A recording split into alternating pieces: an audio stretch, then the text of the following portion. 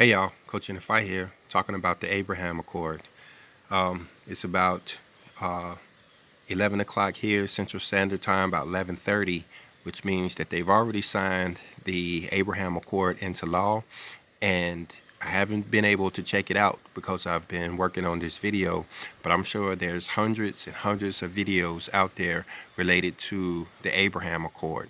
I had a lot of notes to go over to make this video, but because I'm so late getting it up and because I'm sure everybody's covered everything else, I'm just going to try to make this video as concise as I can, just covering one very important point. All right, let's jump right into it. Got a few scriptures to talk about here. All right, we're going to have to start over here in 1 Thessalonians chapter 5 and verse 3. I'm sure you've seen this one several times today, where people have been talking about this. Let me go ahead and read it for those of you who didn't. It says, "For when they shall say peace and safety, then sudden destruction cometh upon them, as is travail upon a woman with child, and they shall not escape." So this is the big deal because they're fully expecting at some point these guys are going to say that there is peace and safety in the Middle East. This Middle Eastern war have been going on since the Bible days. Even the Bible talks about, the unrest over there. But it talks about how at one point they're going to claim that they've solved the issue and that there's now peace and safety. But you see right there in verse 2 what actually happens. Let me read verse 1. It says, "But of the times and season, brethren, ye have no need that I write unto you, for yourselves know perfectly that the day of the Lord so cometh as a thief in the night. For when they shall say peace and safety, sudden destruction cometh upon them." So this is why there's so much excitement, because there's a connection being made here in 1 Thessalonians chapter 5 between the peace and safety statement and the day of the Lord, this great and dreadful day that we hear about so many times in Scripture. You hear about it over there in the book of Revelation and chapter 6. You hear about it in Matthew in chapter 24. Those other people putting out videos on it, they should be covering those. But I want to look at something that people may not be actually talking about. And that's over here in the book of Malachi and chapter 6. Like I said, I have a very important message to present to you guys in this video. You see right here in Malachi in chapter 4, this is the last chapter of the Old Testament. It's actually the second to the last verse in the Old Testament. That should be significant. But you see what it says here in verse 5. It says, "Behold, I send you Elijah the prophet before the coming of the great and dreadful day of the Lord." Now, we're talking about the Elijah spirit. We're talking about the great and dreadful day of the Lord, this day of darkness, this day of earth shaking, this day of stuff coming out of the sky. There's a lot of stuff that's supposed to happen on this dreadful day of the Lord. But you see right here how we're being told that we shall get the prophet Elijah to come help us. Now, I had planned on going into the apocalypse of Elijah. We've read that book on our channel, and there's some other videos where people have read the book of the apocalypse of Elijah. Some of those are better quality than ours. But I would suggest you go in and read that book because, there's some detail in it related to the day of the Lord, also related to the lawless one, and how he will come on the scene in the 4th year of the willful king. And since we are approaching the 4th year of President Trump, that could be important. But I'm not going to get into that. What I really want to bring out to you is what it's talking about, this Elijah spirit. And look right here, verse 4. It says, "Remember ye the law of Moses my servant, which I command unto him in Horeb for all of Israel, with the statutes and the judgments." I'm looking around, I can't find my glasses, guys, but you notice here, okay, so this is kind of a caveat. It don't really say if, but it's saying that in order for us to get the visitation from this Elijah the prophet figure for him to come in and help us. You see down there in verse 6 that he will be here to help us through the tribulation. That's the purpose of this Elijah figure, is to help us to get through the tribulation. But if we want this help from this Elijah figure, you see right there in verse 4, it says that we have to remember the law of Moses, my servant. So we're talking about the law here, which I command unto him in Horeb for all of Israel, with the statutes and the judgments. Now, this verse right here is how I cracked the code of what the law actually is. I had known intuitively that the law consisted of the book of the covenant. Let me jump over there and look at that, which is Exodus chapter 20 through chapter 23. See, it starts right there with the 10 commandments, and then you got the judgments right there at chapter 21, verse 1. So that's the commandments, that's the judgments. And then to see the statutes, you come all the way over here to chapter 23. You see right there, 3 times thou shalt keep a feast unto me in the year. That's the statutes. So those are the 3 things that was talked about over there in the book of Malachi and chapter 4. But look right here, verse 20 of Exodus chapter 23 says, Behold, I send an angel before thee to keep thee in the way and to bring thee into the place which I have promised or have prepared. This is talking about the same angel that Elijah, that's why I call him the Elijah spirit. This is an angelic spirit. It's going to be like a guardian angel that's going to help us to dodge some of these events that's going to occur in the great and dreadful day of the Lord. You know, we're not going to be able to escape those events on our own wits. You know, you're talking about meteor showers, you're talking about earthquakes, you're talking about volcanoes. You know, you're not going to know where to run. You're going to have some angelic help to know how to escape. But we read over there in the book of Malachi that in order to get that angelic help, we have to keep what? The commandments, the statutes, and the judgments. Okay, so we're here in the covenant. Like I said, it's from 20 through, it actually ends in 24 verse 7. When, you know, look at that. You see right there where it says, and he took the book of the covenant and read in the audience of the people, and they said, all that the Lord has said will we do and be obedient. So that's the very end of this book of the covenant that started over there in chapter 20. But you see here, let me show you one more time because this is important. You have here the commandments in chapter 20. That's the 10 commandments. And then in 21, there's the judgments. And then over here in the more judgments in 22. And then you get over here into the statutes. And this is what I want to bring out. These statutes here. Understand the difference between a statute and a commandment. When you go to any country, you know, there's people who are trying to come to America by way of a visa or trying to, you know, become American citizens or whatever. When they come over here, they have to go through tests. They have to go through school or whatever, where they are learning both laws and they are learning statutes. Okay, the difference between a law and a statute. If you come into our country and you break a law, we're going to put you in jail. You go to jail for breaking the law. If you break a statute, we kick you out. You know, that's the difference between a law and a statute. We'll kick you out. If you break the statute, you know, you can't live here. You're going to have to go. And that's what the statutes are when it comes to the kingdom of heaven. In order to be a citizen of the kingdom of heaven, we have to keep the statutes. And there are 3 of them in particular that it talks about. There's Passover. Not Passover, I'm sorry. There's unleavened bread. That's a mandatory feast day. Passover is one feast day that we keep. There's actually 7 total that you can read about in the book of Leviticus chapter 23. But there's 3 there's mandatory 3 times in a year that we have to keep a feast. There's unleavened bread. That's a week-long feast. There's Pentecost, which comes in the 15th day of the 3rd month. And then there's the Feast of Tabernacles, which comes in the fall. That's also a week-long feast. Okay? Now, these, like I said, if we want to live in the kingdom of heaven, We all have to keep these statutes or we're going to be kicked out. That's how we got kicked out in the first place.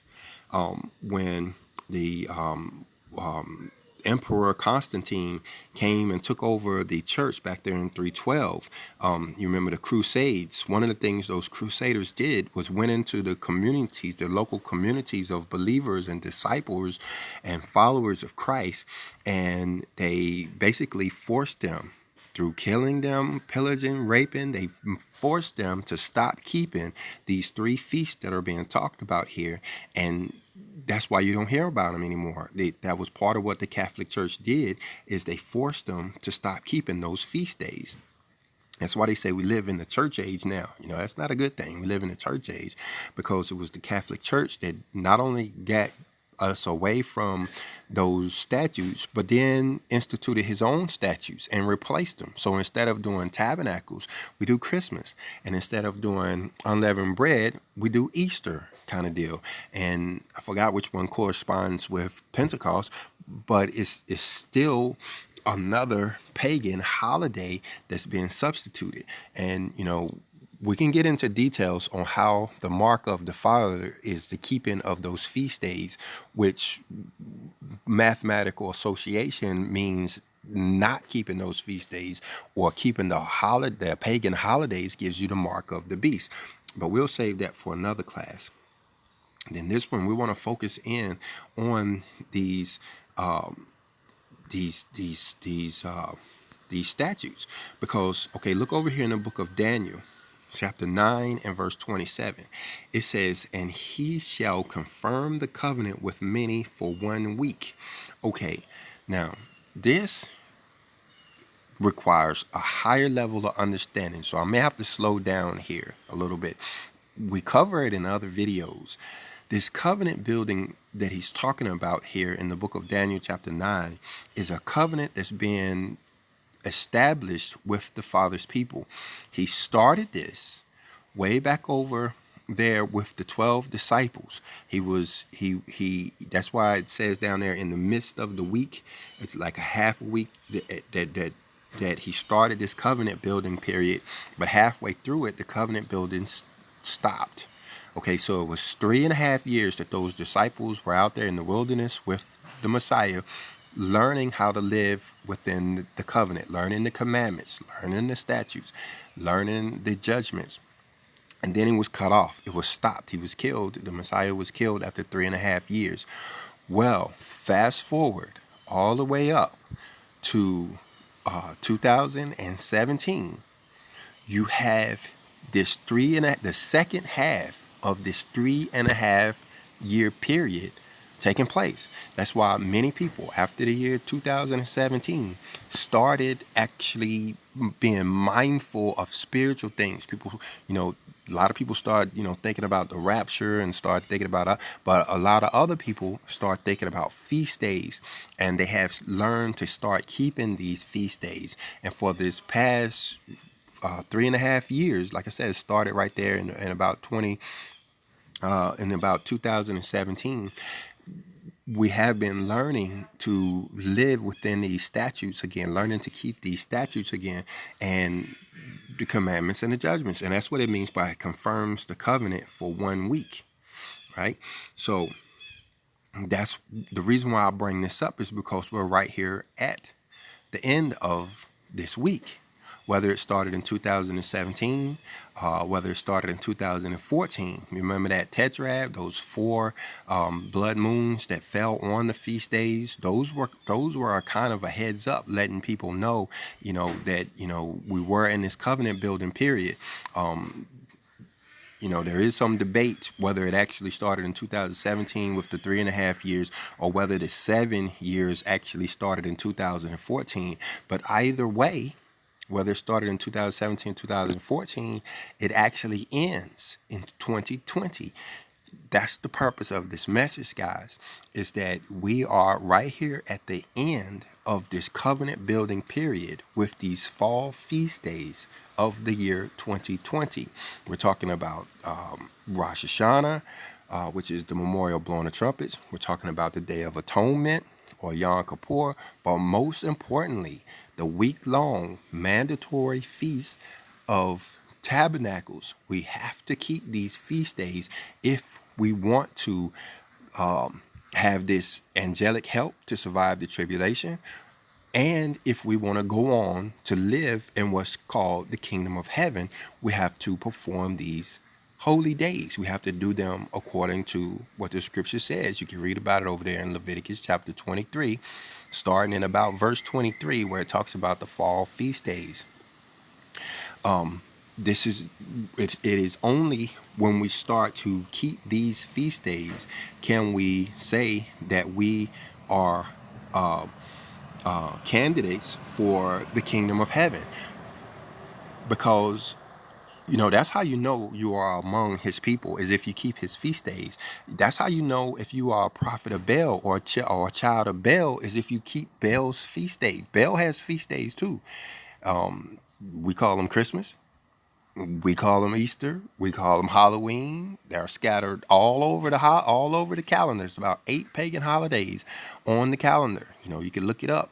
The 8 pagan holidays on the calendar, and you'll see, those days that the pagans use to identify their people.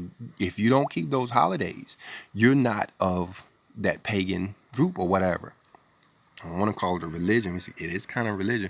Well, it's the same way with the Father. If you don't keep his feast days, there's actually 8 of them. If you consider the Sabbath day as one, you can't consider yourself you can't consider yourself a child of God. You actually have the mark of the beast. Keeping the feast days is the mark of the Father. Not having the feast days is the mark of the beast. And I say that not to shame anybody. The purpose of this video is to give you guys a heads up, letting you know that you got another chance. We're here, and we got almost a week until the memorial blowing the trumpets. And all that feast day requires you to do is take off work, do some praying and meditating. And then you have the Day of Atonement. That day is coming up. You can find those days listed on your calendar. If you got a wall calendar, they're listed on there. It might say Yom Kippur, but it might say Atonement Day. You can read over there in the book of Isaiah chapter 58 and see what it means to, afflict your soul, so you'll know what to do on Atonement Day. And then the week-long Feast of Tabernacles, these are celebrations that we have every year. So read about those. Be prepared to keep those, guys. I'd like to see you guys in the kingdom of heaven. We need to, we need as many people as we can have in the kingdom of heaven. There's going to be some work involved. We're not going to be shopping at Walmart like we used to be. We're going to have to be growing food and stuff. We're going to have to work together. So we need as many people, in this kingdom as we can get. But anyway, starting to ramble on a little bit. The last thing that I want to show you guys is over here in the Third Testament of the Bible. Now, you can find a link to this book in the description of the video. This is the third part of the Bible. I say that slowly because it's important. When Moses and those guys were going through all of that trouble over there in Egypt, and they were planning a whole new life, a whole new way of living, they needed a document to go on. And that's where the Old Testament came from. It gave them laws on how to live in the new era that they were going into. Well, fast forward about 1400 to 2000 years, when humanity was about to change again, you had the Messiah to come on the scene, and once again, humanity got a new document, a new set of rules to live by.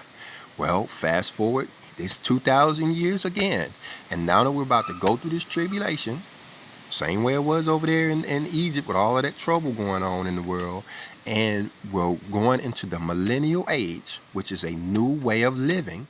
We have yet a new document to go by. It teaches us how to live spiritually. I slow down on this part and probably talk too much about this part because, there's a lot of people who's trying to discount this book, and they're trying to suppress it.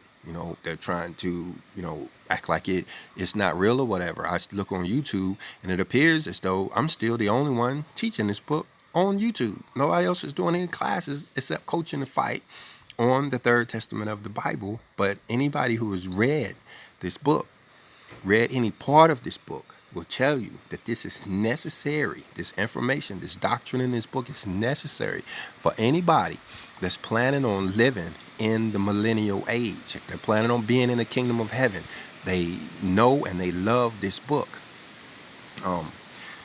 Yeah, there are some people who get it intuitively. Not everybody will get a chance to see it, but they're still going to get the doctrine, even if they get it intuitively. Praise the Lord for the rest of us that can actually find a book and actually read it. Our intuition ain't that strong, so we got it written on paper. The only people that's trying to discount this book, guys, are the people that they ain't planning on being here. They planning on flying away, going somewhere else, and being somewhere else. They plan on going into the spirit world where they're going to sit there for God knows how long. They ain't even planning on inheriting the earth at all. If you plan on inheriting the earth, you got to understand how to be spiritual beings. But anyway, there's one verse I wanted to show you guys over here.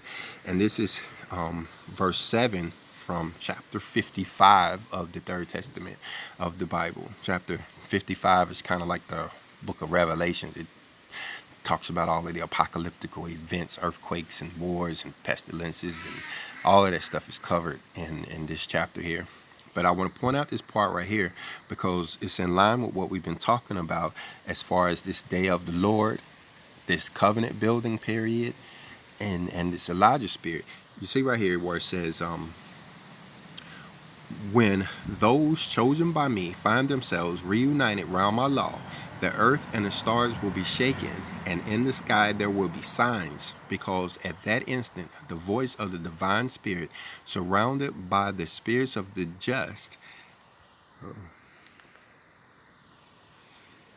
of the prophets and the martyrs, will judge the spiritual and material realm. All right, so this is what last thing we'll cover, but let's take it a little bit slower. Those chosen by me, those are his people. Those are the elect. Those are the people who plan to inherit the earth. You read over there in, I think it's chapter 7 of the book of Revelation, where it talks about the 144,000 are sealed. And then right after the 144,000 that are sealed, you see this multitude that no man can number. That's us, guys. We're that multitude that no man can number. We have to be sealed too, just like those guys. The only difference between the 144,000 and us is that they went first. They like, if this was military operations, them guys, they like the special forces rangers that they done dropped out of some airplane in some country that nobody ever been, expecting them to clear the way and make the way safe for the rest of us. But, rest of us troops, when this war is over, we're all going to celebrate together, and you ain't going to be able to tell the difference between the special forces guys and the rest of us, because we're all wearing the same uniform. We all march in the same step. Well, that's the way it is with the 144,000 and this multitude that no man can number. Those guys are just first. Those guys are a different kind of people. But anyway, so when he's saying that the chosen by me, he's talking about us too. Find themselves reunited round the law. Now, this is that covenant building period that we're talking about. 7 years, these people have been learning to live in the covenant. Now, you remember the book of Exodus when they came out of Egypt. They came out of Egypt on Passover of 1 year, and by the Passover of the next year, they was ready to go into the promised land. They didn't have to take a long time to learn those rules and stuff. They was already ready to go across the river Jordan less than a year later. It doesn't take long. It just takes obedience, just getting in the line. And that's why I'm bringing this stuff out to you guys, reminding you guys about these feast days. You can keep these feast days, and you can be ready to go over. You can be ready to have this angelic help, this Elijah spirit, this covenant angel to help us through this tribulation. Read about that covenant angel more over there in Malachi chapter 3, along with chapter 4. And anyway, so we just got to get reunited round the law. And the only way we can do that is if we keep the commandments. Ain't nobody got a problem keeping the commandments. Keep the judgments. Keeping the judgments is pretty easy too, It's just situational kind of stuff. It's the feast days, the statutes that take effort. That's why I'm doing this class like this. That's why I'm stressing this, because those take effort. Those take you actually having to do something. The Atonement Day means helping your brother. You actually got to actually help somebody. If it only just involves praying for them or whatever, that prayer takes effort. But watch what happens. After this covenant building period is over, this 7-year period, like I say, a lot of people believe it started in 2014. If you start counting on your fingers, 2014 was the first year, 2015 was the 7th year. Well, 2020 is the 7th year. I don't think I said that right. 2015 was the 2nd year. 2020 is year 7. That's 7-year covenant building period. And look what happens after. It says, the earth and the stars will be shaken, and the sky there will be signs. That's the dreadful day of the Lord, guys. That's the day of the Lord. I mean, think about it. Go over and look at the book of Revelation, chapter 6, and see, don't it say the same thing? Earth shaken, sky darkened. He talks about the moon being, change colors or whatever. Those are signs in the sky. It says, because at that instant, the voice of the divine spirit, that's the great awakening, that's the conscious, that's the Father, the divine spirit, surrounded by the spirits of the just. That's talking about us. That's talking about the multitude that nobody can number. That's talking about these spirits that are now united in this law. You got the divine spirit, you got the spirits of the just, and then you even got the dead people there. See where it says the prophets and the martyrs? Those are the people in the 5th seal that were under the earth, waiting for the Father to judge. I can't remember if it says something like, how long will ye judge them that dwell on the earth? Those are the prophets and the martyrs. All of these different groups are about to judge this earth. What does it say? We'll judge the spiritual and material realm. The spiritual realm and the material realm. That's the heavens and the earth. That's what it means by the heavens and the earth. The spiritual realm is the heavens. The material realm is the earth. All of this stuff's about to start shaking, guys. Like I said, I didn't want to go into the timing of this thing, but you can look at how we're actually in the halfway point between that X that crosses America. Started in 2017, in August of 2017, and ends in like April 2024. Well, if you split the difference between those two time periods, you will find it lands in about December the 14th of 2020. We're right there at this thing, guys. So anyway, I don't want to get into the timing, so I'm going to go ahead and close this thing out.